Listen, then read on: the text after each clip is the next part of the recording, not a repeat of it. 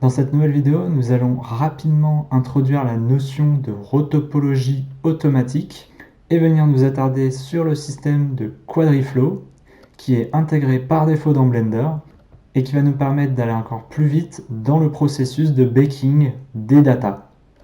Et du coup, pour comparer une topologie qui est faite à la main, donc avec les loops, etc., si par exemple je viens générer à partir de mon original sculpt un remesh Quadriflow, donc c'est un remesh qui est de base intégré à Blender. Donc si par exemple je prends mon sculpt original, de base en sculpt mode j'utilise le mode voxel, et j'ai aussi le Quadriflow remesh qui va faire appel à une autre technique automatique de rotopologie.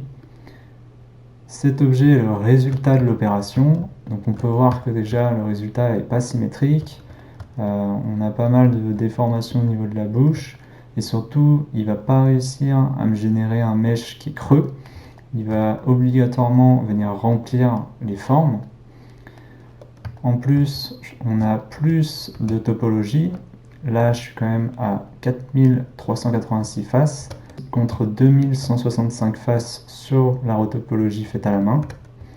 Et pour comparer les résultats, donc là c'est le même mesh subdivisé à 3 niveaux de subdiv avec le Multi Resolution Modifier, et ensuite le bec à partir du sculpt.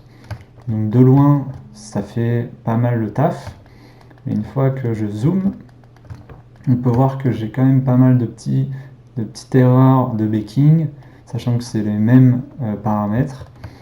En fait, il n'a pas bien réussi à venir projeter les datas.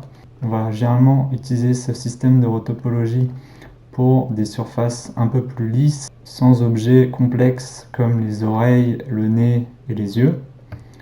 Au final, ça peut être un workflow un peu plus rapide pour des objets un peu plus basiques.